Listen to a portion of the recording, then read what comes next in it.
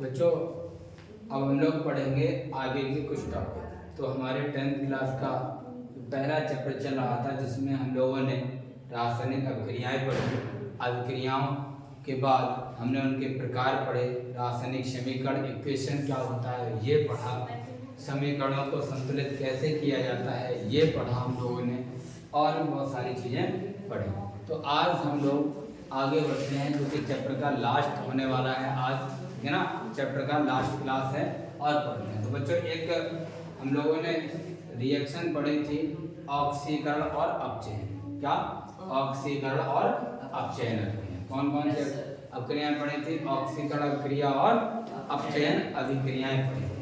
तो बच्चों एक और नए शब्द हैं जिनके बारे में जिक्र करने वाला हूँ। पहला जिक्र है उपचायक का। क्या है? उपचायक का। ध्यान से सुनना बच्चों, अच्छे से याद कर लेना है। उपचायक, उपचायक या इसी को बोलते हैं बच्चों ऑक्सीकारक। क्या बोलते हैं? ऑक्सीकारक। ऑक्सीकरण क्रिया अलग है, ये ऑक्सीकारक है। वो ऑक्सीकरण था, ये क्या है? ऑक्सीकारक। वो उसको कहते थे उपचयन, इसको कहते हैं उपचायक। क्या कहते हैं? उपचायक कहते हैं, ठीक है ना। ऑक्सीडाइजिंग एजेंट बोलते हैं। क्या बोलते हैं इसको? ऑक्सीडाइजिंग एजेंट कहते हैं। क्या कहेंगे? Oxidising agent. Oxidising agent. अब मेरी बात को ध्यान से सुने। उपचायक या ऑक्सीकारक, बताओ इसको क्या कहते हैं? ऑक्सीडाइजिंग एजेंट कहते हैं। क्या कहेंगे? Oxidising agent. इसका जस्ट विपरीत क्या होता है? इसका नाम है ऑक्सीकारक, तो दूसरा इसका विपरीत क्या होता है? अपचायक। क्या होगा? अपचायक। क्योंकि अभिक्रियाएं दो प्रकार की होती थी, एक तो ऑक्सीकरण और एक अपचयन। तो प्रकार, पदार्थ के प्रकार भी क्या होते हैं? दो ही, यही एक तो होता है ऑक्सीकारक और एक होता है अपचायक। तो आज हम यही पढ़ने वाले हैं। जिन पदार्थों की सहायता से उपचयन होता है, क्या होता है? जिन पदार्थों की सहायता से क्या होता है? उपचयन। जिन पदार्थों की सहायता से क्या हो बच्चों? जिन पदार्थों की सहायता से क्या होता है बच्चों? उपचयन होता है। क्या होता है बच्चों? उपचयन होता है। उपचयन होता है। उन्हीं पदार्थों को क्या कहते हैं? उन्हीं पदार्थों को क्या कहते हैं? उपचायक या ऑक्सीकारक। तो टॉपिक का नाम क्या हमारा? उपचायक या ऑक्सीकारक, ऑक्सीडाइजिंग एजेंट। तो इसका एक और जस्ट विपरीत एक और नाम चलता है दूसरा, ये उपचायक या ऑक्सीकारक। तो आप इसको क्या कह सकते हैं? दूसरा वाला अपचायक। क्या होता है? अपचायक। क्या होता है? अपचायक, ठीक है ना। इसको कहते हैं रिड्यूसिंग एजेंट। रिड्यूसिंग एजेंट, ठीक है ना। Reducing agent. जिस जैसे इसमें बोला था जिन पदार्थों की सहायता से उपचयन होता है उन्हें उपचायक या ऑक्सीकारक कहते हैं। ठीक इसी प्रकार से जिन पदार्थों की सहायता से क्या होता है बच्चों? अपचयन होता है। क्या होता है? अपचयन होता है। इन पदार्थों को ही क्या कहते हैं? अपचायक कहते हैं। क्या कहते हैं? अपचायक। क्या दोनों की डेफिनेशन याद हो जाएगी या नहीं हो जाएगी? याद हो जाएगी। तो बताओ उपचायक या ऑक्सीकारक किसे कहते हैं? जिन पदार्थों की सहायता से उपचयन, उपचयन उ बोलना है, ध्यान रखना है, या इसकी उपचयन ना बोलो तो कह सकते हैं ऑक्सीकरण। क्या कह सकते हैं? ऑक्सीकरण। क्या कह सकते हैं? जिन पदार्थों की सहायता से ऑक्सीकरण या उपचयन होता है उन पदार्थों को क्या कहते हैं? ऑक्सीकारक, ठीक है ना, या उपचायक, ठीक है ना। इसका उल्टा क्या होता है? जिन पदार्थों की सहायता से अपचयन होता है उसे हम क्या कहते हैं? अपचायक कहते हैं। इंग्लिश में क्या? रिड्यूसिंग एजेंट कहते हैं। बोलो बच्चों, बात समझ में आ गई कि नहीं? यस करो। हाँ यस कर दिया करो, ठीक है ना, अच्छा लगता है। चलिए लिखते हैं, हेडिंग डाली होगी तो लिखें उपचायक के बारे में, फटाफट लिखेंगे। देखो देखो फटाफट जिन पदार्थों की सहायता से उपचयन होता है, जिन पदार्थों की सहायता से, जिन पदार्थों की सहायता से, जिन पदार्थों की सहायता से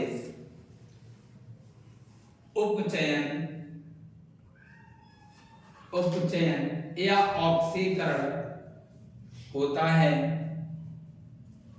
या ऑक्सीकरण होता है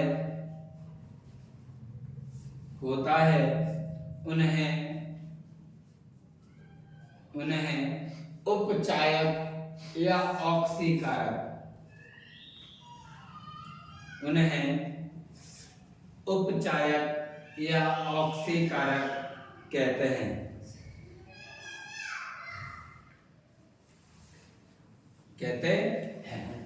क्या है? ऑक्सीकारक या उपचायक कहते हैं। ठीक है ना बच्चों? तो बच्चों इसके एग्जाम्पल की बात कर लेंगे। जैसे हमारे पास ऑक्सीजन है, एग्जाम्पल में बात करेंगे तो एग्जाम्पल क्या हो गई हमारी? जैसे ऑक्सीजन, उदाहरण में कौन कौन? ऑक्सीजन बच्चों, ओजोन बच्चों बात नहीं करो, क्या बात है? एग्जाम्पल की बात करेंगे। जैसे ऑक्सीजन हो गई, ओजोन। ऑक्सीजन का फॉर्मूला जानते हो आप लोग, क्या होता है? O2। क्या होता है? O2। जबकि ओजोन का फॉर्मूला होता है O3। क्या होता है? O2 ना कहते, क्या कहते हैं इसको? O3 कहते हैं। क्या कहेंगे? O3। तो फ्लोरीन, क्लोरीन, ब्रोमीन, ये सब क्या है? और लिखते हैं हम लोग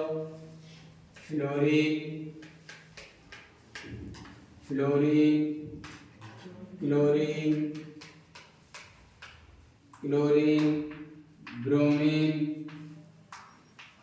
ब्रोमीन, ठीक है ना? ये सब क्या है बच्चों? उपचायक पदार्थ हैं। मतलब इनके सहायता से क्या होता है? उपचयन या ऑक्सीकरण की प्रक्रिया होती है। ठीक है ना? और उदाहरण देखते हैं बच्चों। ब्रोमीन, आयोडीन, सल्फर डाइऑक्साइड, और लिख देते हैं आयोडीन, सल्फर डाइऑक्साइड,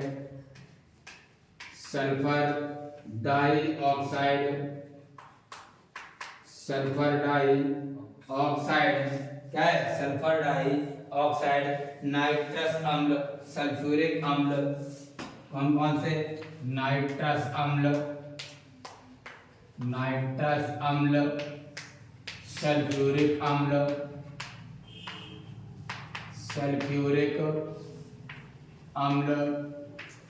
ठीक है ना? कौन कौन से? सल्फ्यूरिक अम्ल। और है नाइट्रिक अम्ल। कौन सा? Nitric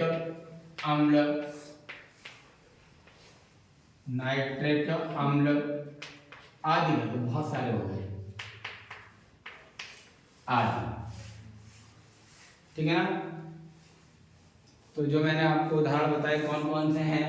oxygen, ozone, fluorine, chlorine, bromine, iodine, sulphur dioxide, nitrous अम्ल, सल्फ्यूरिक अम्ल, नाइट्रिक अम्ल, ये सब के सब क्या हैं? ये सब के सब ऑक्सीकारक पदार्थ हैं या उपचायक पदार्थ हैं। क्यों हैं? क्योंकि इन पदार्थों की सहायता से उपचयन या ऑक्सीकरण की प्रक्रिया होती है, इसीलिए हम इनको क्या कहते हैं बच्चों? इन्हीं को कहते हैं उपचायक या ऑक्सीकरण। बोलो बच्चों, बात समझ में आ गई कि नहीं आ रही? Very good. लिख लिया है? बोलो। ठीक है, ओके। तो अब हम लोग ऐड डालेंगे अपचायक। क्या डालेंगे? अपचायक, रिड्यूसिंग एजेंट। अपचायक, हाँ इंग्लिश में भी लिखना होता है। अपचायक, रिड्यूसिंग एजेंट।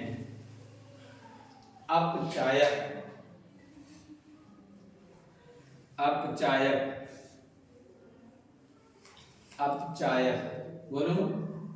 चलिए लिखेंगे। जिन पदार्थों की सहायता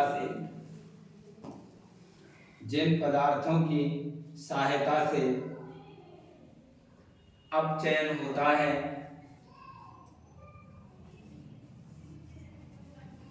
जिन पदार्थों की सहायता से अपचयन होता है, अपचयन होता है,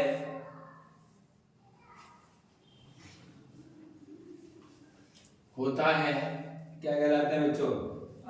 उन्हें अपचायक कहते हैं, उन्हें अपचायक कहते हैं, उन्हें अपचायक कहते हैं। उप नहीं लिखना है, अपचायक।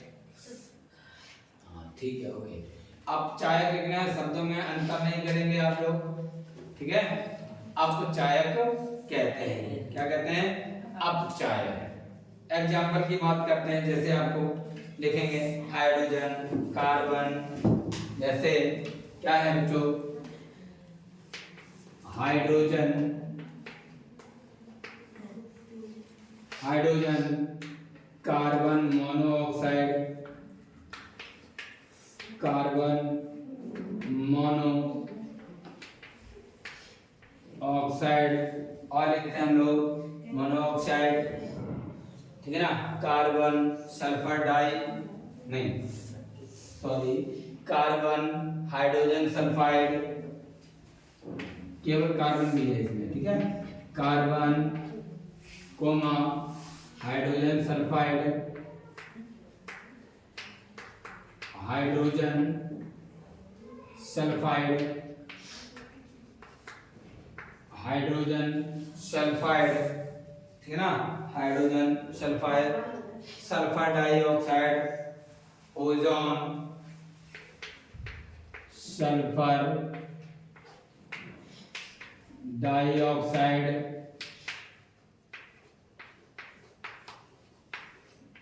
ऑक्साइड, ओजोन, ओजोन, और है हमारे पास एक और नाइट्रस अम्ल। क्या है बच्चों? नाइट्रस अम्ल, नाइट्रस अम्ल, नाइट्रस अम्ल आदि। अच्छा, आप इन एग्जाम्पलों में कुछ चीजें कॉमन देख रहे होंगे, जैसे आप ओजोन देखेंगे, यहाँ पर भी ओजोन है, दोनों में ओजोन दिख रहा है। नाइट्रस अम्ल कहीं है? नहीं है, नाइट्रिक अम्ल है, यहाँ नाइट्रस अम्ल है, लिखा है, ये लिखा है।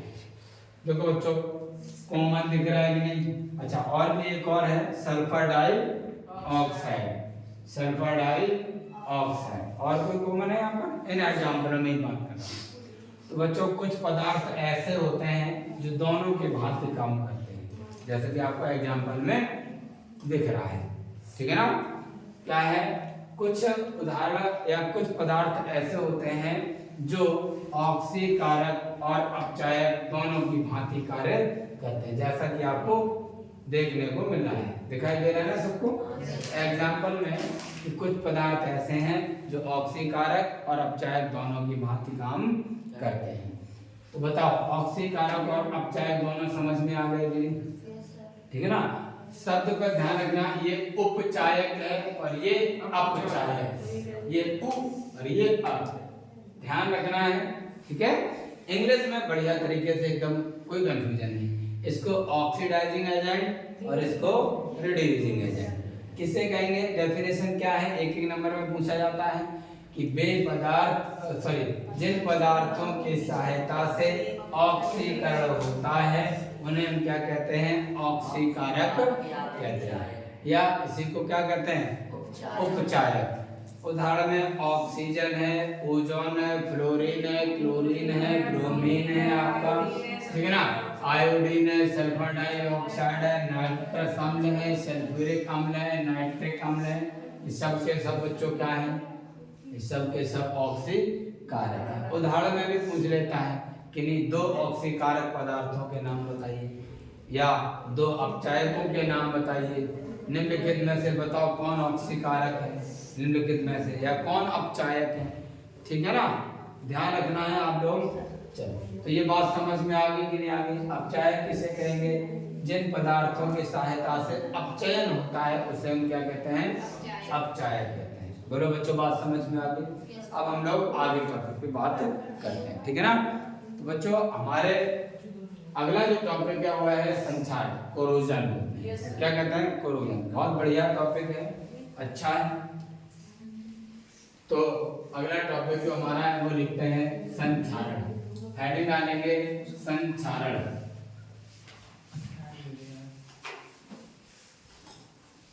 क्या लिखेंगे बच्चों? संचारण। मैं लिखता हूं, क्या है बच्चों टॉपिक का नाम? संचारण। क्या नाम है? संचारण, कोरोजन, ठीक है ना? संचारण, संचारण, ठीक है ना? संचारण, ध्यान से सुनना है। संचारण क्या चीज है? जैसे आप लोग क्या करते हैं, लोहे के टुकड़े को ले आओ, लोहे का गेट ले लो, कोई भी लोहे की वस्तु हो, अगर उसको खुला हुआ ऐसा ही छोड़ देते हैं तो क्या होता है? 2-4 दिन बाद उसके ऊपर एक भूरे रंग की परत चढ़ जाती है, जिसे हम क्या बोलते हैं? जंग कहते हैं। जिसमें क्या लग गई है?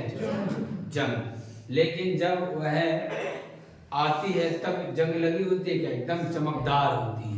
इसी को धात्विक चमक कहते हैं। धातुओं की सतह चमकदार होती है, इसी चमक को क्या कहते हैं? धात्विक चमक कहते हैं। लेकिन ये चमक धीरे धीरे गायब हो जाती है कुछ समय में ही, 1-2 दिन में ही देखने को मिल जाती है। नमी अगर मिल गई तो दूसरे दिन, ठीक है ना, अगले टाइम में आपको देखने को मिल जाएगा। ये ऐसा देखा है ना आप लोगों ने? तो लोहे पर क्या आ जाती है? जंग आ जाती है ना। चांदी जो है वह कैसी हो जाती है? बदरंग हो जाती है या काले रंग की परत चढ़ जाती है चांदी।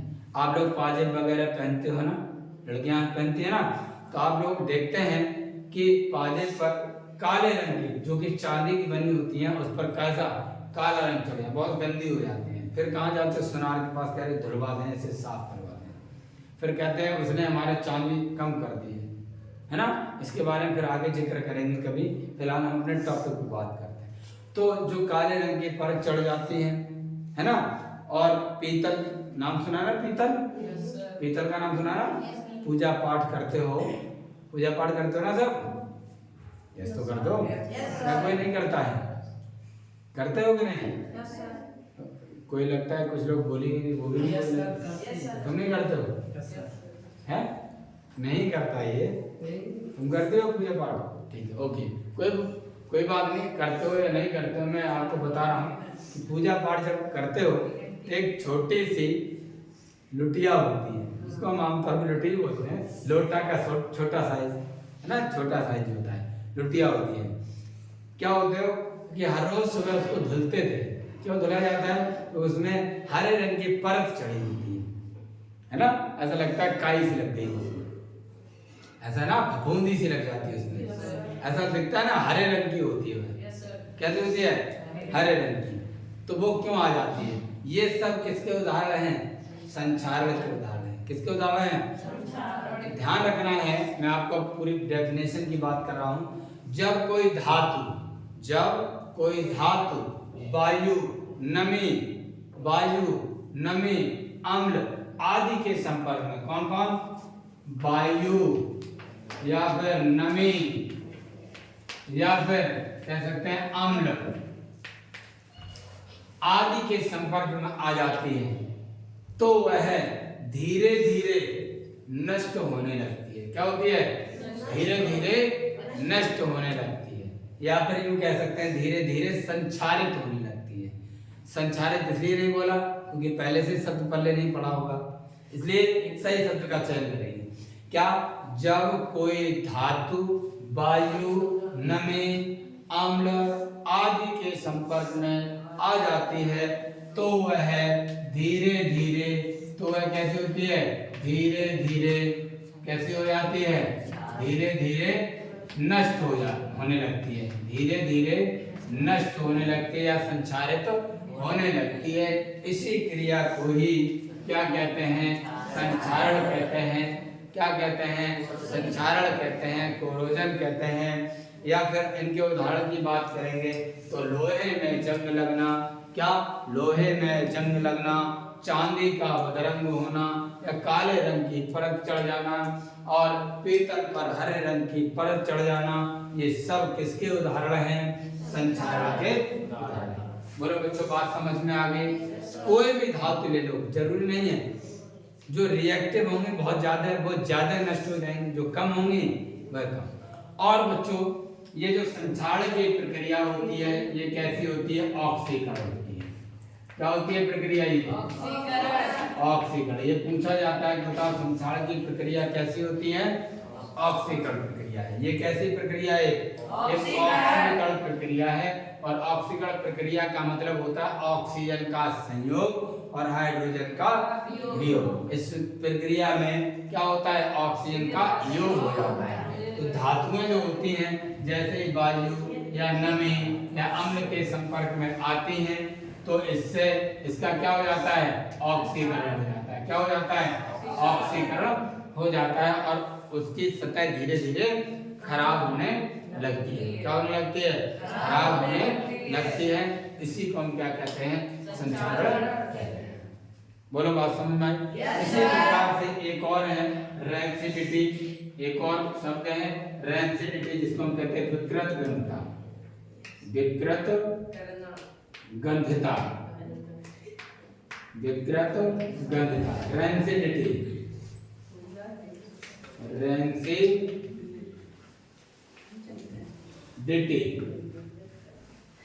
क्या कहते हैं इसको? रेंसिडिटी। अभी डेफिनेशन लिखनी है आपको, पहले दोनों समझ लो उसके बाद खत्म है चैप्टर, ठीक है? विकृत गंधता क्या होता है कि अब देखो गर्मियों का समय आने वाला है, लगभग आ ही गया। सुबह शाम सर्दी थोड़ी थोड़ी होती है तो क्या होता है कि जब सुबह सब्जी बनाई और शाम तक बड़ा मुश्किल से बचा कर रख पाई, नहीं तो अंततः ज्यादा टाइम हो जाता है तो क्या खराब हो जाती है। खराब होने का मतलब है खाने योग्य नहीं रह जाती है ना? खाने योग्य रह जाती है। जैसे सुबह सब्जी बनाई खराब हो गई और भूख लगी थी शाम को और आप खाना चाहो तो खाओगे आप। अगर आपने खा भी ली तो क्या सब वापस हो जाती है। क्यों वापस हो जाती है? नहीं, उल्टियां होने लगती हैं। ऐसा होता है कि नहीं? तो ध्यान रखना, इसी को क्या कहते हैं? विकृत गंधता। खाद्य पदार्थ जब लंबे समय तक रखे रहते हैं तो उसका क्या हो जाता है? ऑक्सीकरण हो जाता है, अर्थात वह खराब हो जाते हैं और वह खाने योग्य नहीं रह जाते हैं। इसी प्रक्रिया को क्या कहेंगे यहाँ पर? विकृत गंधता। यानी कि खाद्य पदार्थों का खराब होना क्या कहलाता है? विकृत गंधता कहलाता है। जैसे चिप्स की जो थैलियां होती हैं, आप दुकानों पर चिप्स है, नमकीन है और भी चीजें हैं जो कि आसानी से आपको उपलब्ध होती है ना? आप लोग बताओ, चिप्स लेने गए किसी दुकान से और उसके पास टूटे हुए पीस पड़े हैं और उनमें से वो पीस पड़ा है जिसमें गैस ही नहीं भरी है, फूली हुई पन्नी नहीं है और वो आपको दे देता। अब वो पीस काफी समय पहले का रखा हुआ, कोई लेता नहीं था, लेकिन आपने ले लिया। क्या आपको लेना चाहिए था या नहीं लेना चाहिए था? क्यों नहीं लेना चाहिए था? इसका कारण होता है, इसका कारण ये है बच्चों कि उसमें से नाइट्रोजन गैस बाहर निकल चुकी है और नाइट्रोजन गैस जो होती है उस खाद्य पदार्थ को बाहर की ऑक्सीजन से बचाए रखता है, ऑक्सीजन से क्रिया नहीं करने देता है, जिसके कारण जो उसमें चिप्स रखे हैं जैसे रखे होते हैं वैसे के वैसे ही रहते हैं, स्वाद में कोई बदलाव नहीं होता है। अब उसमें से निकल गई है नाइट्रोजन गैस, तो अब उसको खाएंगे तो खाने पर उसका स्वाद अजीब लगेगा, पहले जैसा नहीं लगेगा, हो सकता है वो खराब भी हो गए। ठीक है, तो उसी को हम क्या कहेंगे? विकृत गंधता। चलो आइए अब लिखते हैं संचालक कैसे कहेंगे और संचालक के उपाय भी हमको लिखने हैं, इसके भी उपाय लिखने हैं। बचाव कैसे कर सकते हैं? फ्रिज में रख देते हैं ना खाने को, ठंडा करना है, टेम्परेचर जितना कम होगा उतना खाना खराब नहीं होगा। ठीक है ना। संचारण के लिए बात करेंगे वो आगे, तो संचारण की डेफिनेशन लिखेंगे। ओके चलिए लिखते हैं हम लोग बच्चों, लिखें भाई सभी के सभी लिखने हैं, ठीक है। बोलो बच्चों, हेडिंग डाल लिया सभी ने? चलिए लिखते हैं हम लोग। देखो जब कोई धातु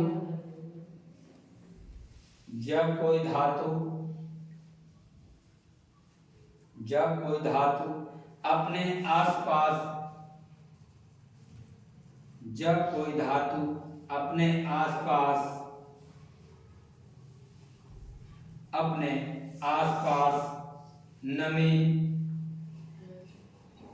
नमी वायु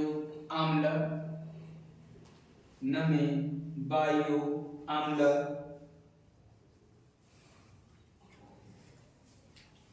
आदि के संपर्क में आ जाती है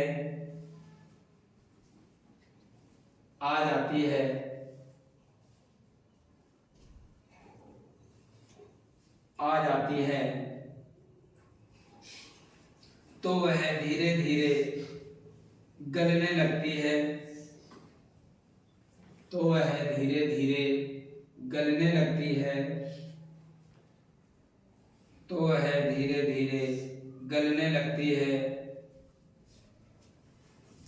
तथा नष्ट हो जाती है, तथा नष्ट हो जाती है।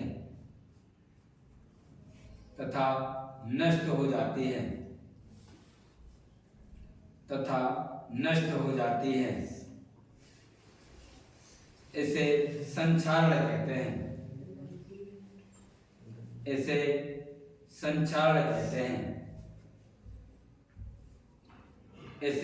संचारण कहते हैं। क्या कहते हैं बच्चों? संचारण कहते हैं। बात समझ में आ गई बच्चों? इसे क्या कहेंगे? संचारण। बच्चों ये ऑक्सीजन से क्रिया करेगा, तो जो ऑक्सीजन से क्रिया करके जो यौगिक बनाएगा वो होगा ऑक्साइड। बच्चों जो धातुएं होंगी क्या होंगी बच्चों?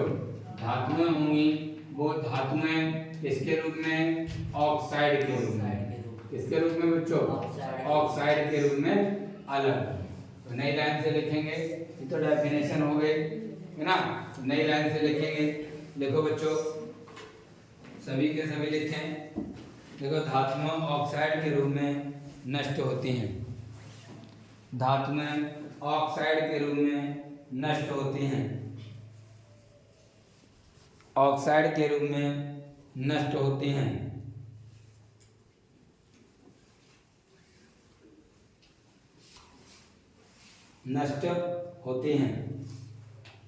ठीक है ना। कोई दिक्कत है? उदाहरण की बात करते हैं बच्चों, एग्जाम्पल की बात करेंगे बच्चों। लोहे में पहला उदाहरण क्या लिखेंगे? लोहे में जंग लगना, लोहे में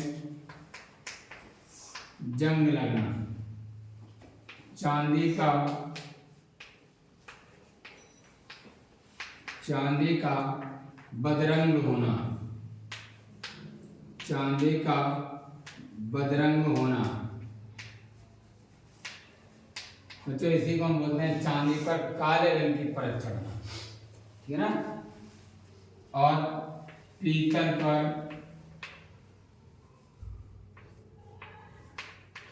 पर हरे रंग की परत चढ़ना।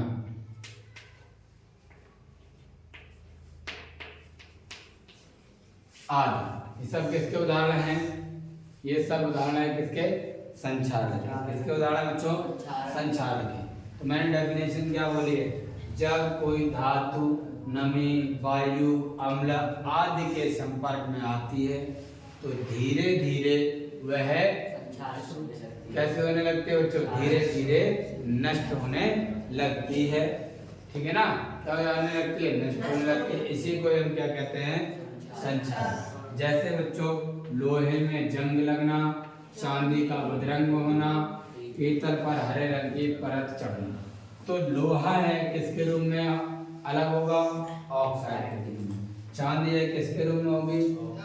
ये सब धातुएं हैं ना, तो हमने कहा संक्षारण की जब प्रक्रिया होगी तो ये धातुएं होंगी वह ऑक्साइड के रूप में अलग हो जाएंगी। किसके रूप में अलग होंगे?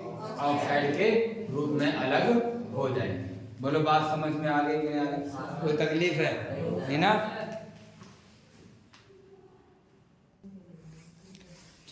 बच्चों हम क्या लिखेंगे? ये तो हो गया संचारण। अब हम बात करेंगे इसके उपाय। संचारण से कैसे बचा जा सकता है?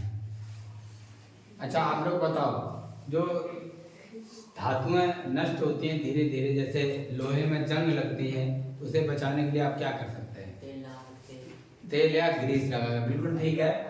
तो पहला पॉइंट हम क्या कर सकते हैं? तेल या ग्रीस लगाकर। ग्रीस का भी उपयोग करते हैं, चैनल वगैरह जो होता है ना, शटर जो होता है उसमें लगाते हैं ना, तो तेल या ग्रीस लगाकर। किसको कह सकते हैं? तेल या ग्रीस लगाकर। पहला उपाय क्या हो सकता है? तेल या ग्रीस लगाकर। और क्या उपाय हो सकते हैं? हाँ, कलर करके। अच्छा, पेंट करके बोल सकते हैं इसको। क्या कह सकते हैं? पेंट करके। तो कह सकते हैं धातु की सतह पर, धातु की सतह पर क्या करेंगे हम? पेंट करके। क्या करके? पेंट करके। ठीक है ना? अच्छा, और कोई है? और कोई है? चलिए अगला तीसरा पॉइंट बच्चों हम लोग लिखेंगे। क्या तीसरा पॉइंट हमारा है? टिनीकरण द्वारा। धातुओं की सतह पर टिन की परत चढ़ाकर। ठीक है? धातुओं की सतह पर, किसके सतह पर? धातुओं की सतह पर टिन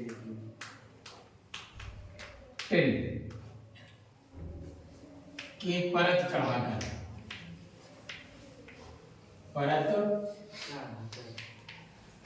चढ़ाकर, या इसी को बोलते हैं बच्चों गैल्वानीकरण, या गैल्वानीकरण द्वारा। क्या बोल सकते हैं इसको? या गैल्वानीकरण द्वारा। गैल्वानीकरण द्वारा। किसके द्वारा? गैल्वानीकरण द्वारा। ठीक है ना? किसके द्वारा? गैल्वानीकरण द्वारा। ठीक है ना? टिन की परत चढ़ा देंगे तो क्या हो जाएगा? उसी को टिन की परत चढ़ाना ही क्या कहलाता है? गैल्वानीकरण। ये प्रश्न पूछा जाता है, गैल्वानीकरण क्या है? गैल्वानीकरण का मतलब है बच्चों, धातुओं की सतह पर टिन की परत चढ़ा देंगे। चढ़ा देंगे तो क्या होगा? बाहर की जो नमी है या वायु या कुछ भी है, डायरेक्ट धातुओं के संपर्क में नहीं आ पाएगी और वह ऑक्साइड के रूप में उसका ऑक्सीकरण हो नहीं पाएगा और वह नष्ट भी नहीं होगी और वह बच जाएगी। इस तरह से हम क्या कह सकते हैं? ये उपाय हमारे हो जाते हैं। बात समझ में आ गई कि नहीं आ गई? तो पहला और भी आगे एक और बात टॉपिक आएगी चैप्टर में, तो वहां पर और भी बहुत सारी डिटेल में बात करेंगे। ठीक है ना? यहाँ पर ज्यादा डिटेल से बात है नहीं, चैप्टर में थोड़ा सा जिक्र है। तो पहला पॉइंट क्या है? तेल या ग्रीस लगाकर, धातु की सतह पर पेंट करके, या धातु की सतह पर क्या? टिन की परत चढ़ाकर। टिन की परत को चढ़ाना क्या कहलाता है? गैल्वानीकरण कहलाता है, या इसी को कह सकते हैं टिनीकरण। क्या कह सकते हैं? टिनीकरण। इंग्लिश में गैल्वानीकरण, हिंदी में टिनीकरण बोला जाता है। क्या बोला जाता है? टिनीकरण। ठीक है ना? तो ये बात समझ में आ गई कि नहीं आ गई? ठीक है। अब हेडिंग डालेंगे हम लोग क्या? विकृत गंधिता। तो लिखे विकृत गंधिता। विकृत गंधिता।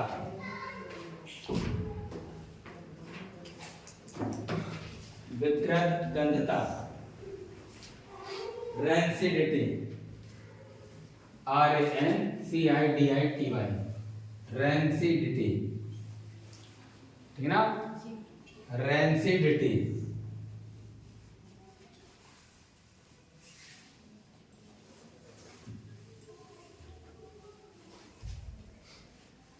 रेंसिडिटी।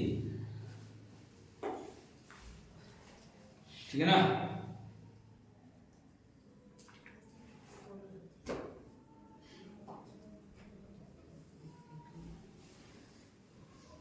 ठीक है ना।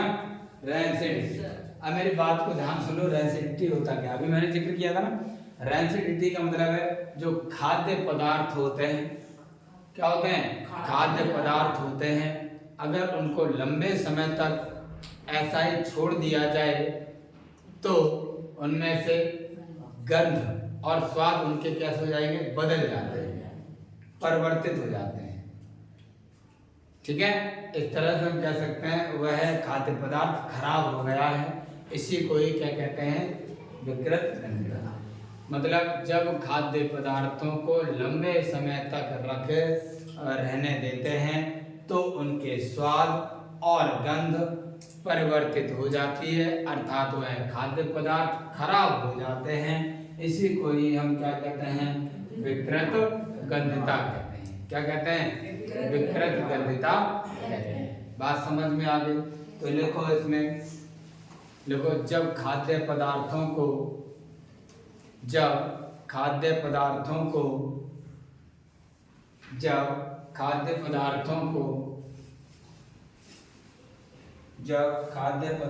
को लंबे समय तक रखे रहते हैं, लंबे समय तक रखे रहते हैं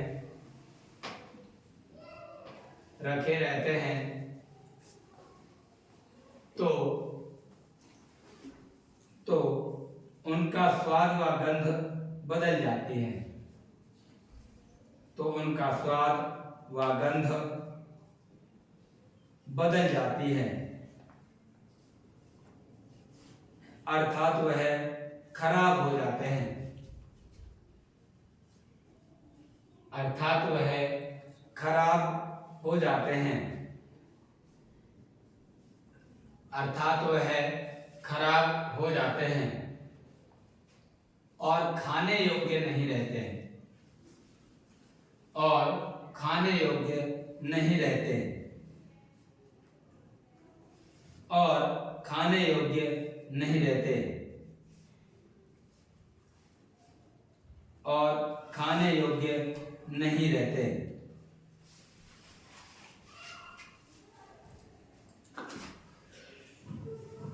खाने योग्य नहीं रहते, इसे विकृत गंधता कहते हैं,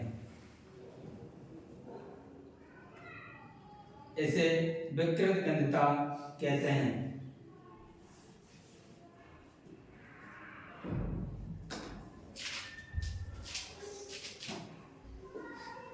इसे विकृत गंधता कहते हैं। ठीक है बच्चों, इसको क्या कहेंगे, विकृत गंधता कहते हैं। देखो मैंने क्या बोला है, जब खाद्य पदार्थों को लंबे समय तक रखे रहने देते हैं तो उनकी गंध और स्वाद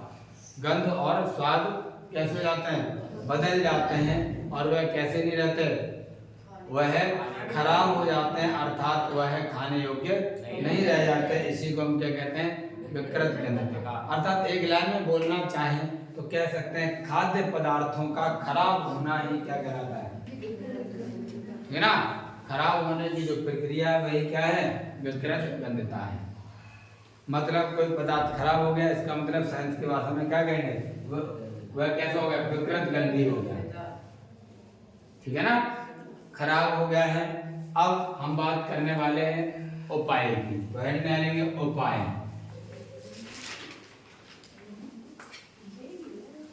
उपाय देखो बच्चों, चाहे आप संक्षारण की बात कर लो चाहे विकृत गंधता की, इन दोनों में ऑक्सीजन का क्या होता है, योग होता है, ठीक है ना, ऑक्सीजन का योग, अर्थात ये दोनों प्रकार की अभिक्रियाएं जो होती हैं वो किस प्रकार की अभिक्रियाएं, ऑक्सीकरण अभिक्रियाएं, ठीक है ना, कौन सी अभिक्रियाएं हैं, ऑक्सीकरण अभिक्रियाएं। तो उपाय में लिखेंगे, पहला उपाय बताओ क्या लिख सकते हैं हम लोग, आप लोग बताओ, भोजन जो खाना होता है उसे खराब होने से बचाने के लिए हम क्या कर सकते हैं, फ्रिज में रख सकते हैं।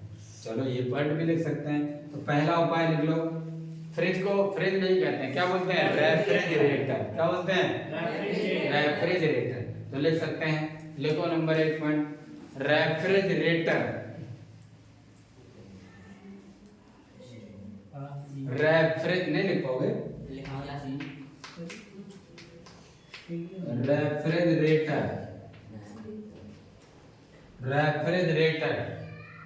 में खाद्य पदार्थों को रखने पर वह खराब नहीं होते।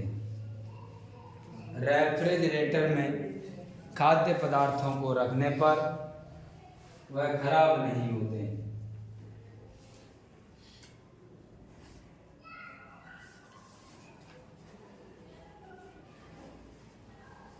खराब नहीं होते, ठीक है ना। क्या नहीं होते? खराब नहीं होते। क्या खराब हो जाएंगे बच्चों? नहीं होंगे। अच्छा, और कोई उपाय बच्चों? मैंने अभी आपको बताया ये अभिक्रिया कैसी है? ऑक्सीकरण। कैसी अभिक्रिया है? तो अगर हम उन खाद्य पदार्थों में ऑक्सीकरण को रोकने वाले पदार्थों को ही डाल दें तो भी कुछ समय तक समय बढ़ाया जा सकता है ना। क्या होता है? समय को बढ़ाया जा सकता है। बोलो बच्चों, बात समझ में आ गई? ध्यान देना है। तो दूसरा पॉइंट क्या है कि खाद्य पदार्थों में ऑक्सीकरण को रोकने के लिए प्रतिऑक्सीकारक एंटीऑक्सीडेंट को मिला देना चाहिए। मिला देते हैं। ओके, दूसरा पॉइंट देखो, ऑक्सीकरण की क्रिया को रोकने के लिए, ऑक्सीकरण की क्रिया को रोकने के लिए, ऑक्सीकरण की क्रिया को रोकने के लिए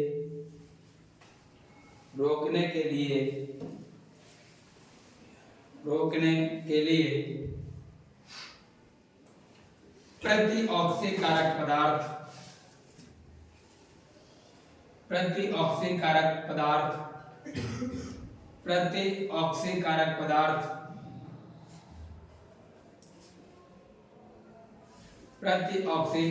पदार्थ मिला देते हैं। प्रतिऑक्सीकारक पदार्थ मिला देते हैं।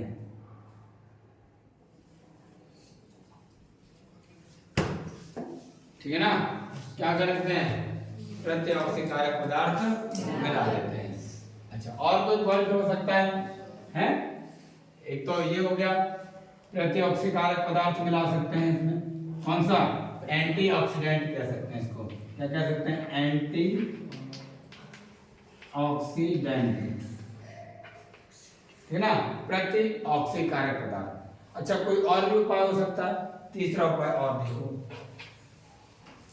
तीसरा उपाय ये हो सकता है कि खाद्य पदार्थों को वायु रोधी पात्रों में, मतलब जिसमें वायु न जा सके, ऐसे पात्रों में, बर्तनों में रख दिया जाए तो वह काफी लंबे समय तक ऐसे ही रखे रहेंगे, देर तक खराब नहीं होंगे वो। ठीक है ना। तो देखो, खाद्य पदार्थों को वायु रोधी पात्र में रखकर, वायु रोधी पात्र में रखकर, वायु रोधी पात्र में रखकर, वायु रोधी पात्रों में रखकर, पात्र मतलब बर्तन। जैसे आप टिफिन अब आजकल आते हैं बहुत अच्छे वीआईपी, अलग अलग तरह से आते हैं ना, उसमें खाना ले आओ, सुबह लेके आते हो, दोपहर में खोलते हो, गर्म खाना जैसा रखते हो वैसा ही निकलता है, ऐसा होता है ना। और सब्जी लाए वैसे, जबकि गर्मियों में सब्जी आम टिफिन में जब ले आते हैं लोग, दोपहर तक खराब हो जाती है। आलू छुट्टी तक आते बिल्कुल बेकार हो जाती है। हो जाती है कि नहीं हो जाती है? लेकिन कुछ टिफिन अब तो अलग अच्छे अच्छे आने लग गए हैं, तो क्या उनमें ऐसा होता है? नहीं होता है। क्या उनमें होता है? नहीं होता है। ध्यान रखना है। तो वायु रोधी, क्यों नहीं खराब हुए? क्योंकि उसमें वायु प्रवेश नहीं कर पाई, इसीलिए उसका ऑक्सीकरण भी नहीं हुआ और वह खराब नहीं हुई। अच्छा, एक और पॉइंट देखेंगे, नंबर 4। देखो, चिप्स निर्माता कंपनी, चिप्स निर्माता कंपनी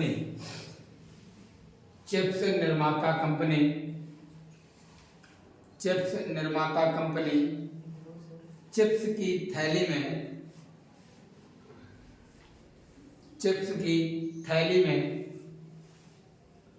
चिप्स की थैली में चिप्स की थैली में नाइट्रोजन गैस, कौन सी गैस बच्चों? Nitrogen gas. अभी मैंने जिक्र किया था ना, कौन सी gas? Nitrogen gas. Nitrogen gas भर देते हैं।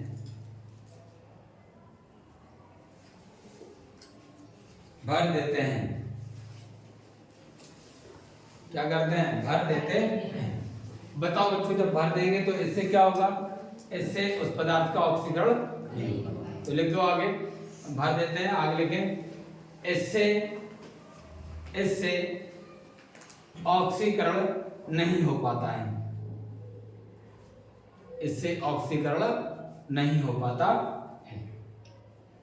इससे ऑक्सीकरण नहीं हो पाता है। ठीक है ना? ओके, तो आज हमारा चैप्टर फिनिश हो जाता है। ठीक है ना? आगे हम कल बात करेंगे और इसके क्वेश्चन क्या क्या हैं उन पर हम बात करेंगे। ओके, आज के लिए इतना ही, बाकी मिलते हैं कल। ओके, बाकी हम लोग कल मिलेंगे। ओके।